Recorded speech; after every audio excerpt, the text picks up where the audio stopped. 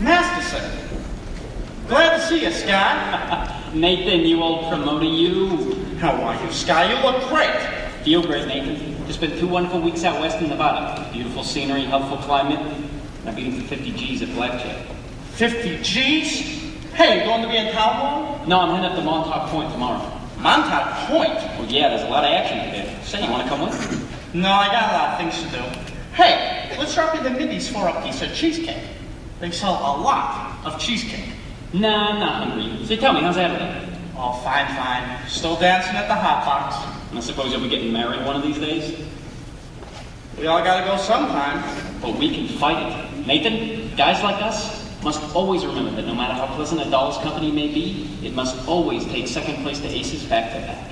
Yeah. Say, you hungry yet? We can drop into Mindy's for a piece of cheesecake or strudel or something. Nah, I think I'm just gonna go get the late results. Huh. But you will admit that Mindy has the greatest cheesecake in all the country. Well, I am quite partial to Mindy's cheesecake. Yet some people prefer his strudel. Offhand, which do you think he sells more of? Cheesecake or the strudel? Well, I've never given it much thought, but if everyone else is like me, I'd say Mindy sells much more cheesecake than strudel. For how much? What? For how much? Nathan, I never took you to be a betting man. You always take your percentage off the top. For old time's sake, I thought I'd give you some action. I will bet you $1,000 that yesterday Mindy sold more strudel than cheesecake. Nathan, let me tell you a story. All right. When I was a young man about to go out into the world, my father tells me a very valuable thing. He says to me like this: son, the old guy says, I'm sorry I'm not able to bankroll you to a very large start, but not having any potatoes to give you, I'm now going to stake you some very valuable advice. One of these days in your travels, a man is going to come to you, and he's going to show you a nice, brand new deck of cards on which the seal is not yet broken. And this man is going to offer to bet you that he can make the jack of spades jump out of that deck and squirt cider in you.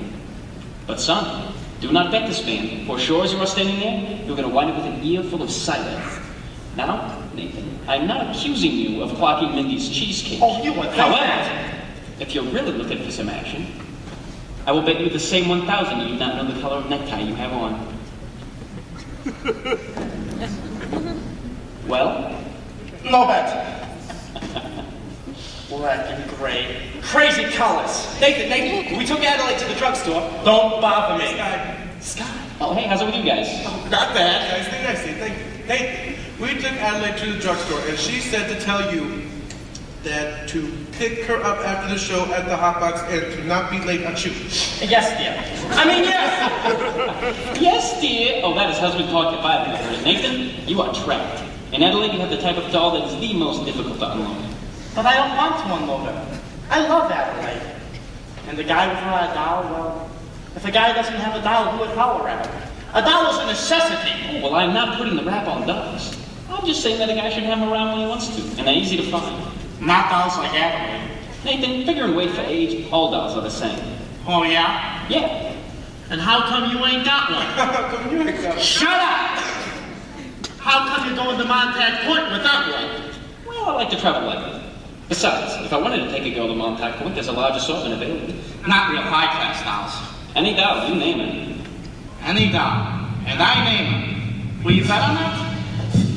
I will bet you $1,000 that if I name a doll, you cannot take her to Montauk Point tomorrow. You got a bet. I name her. Her?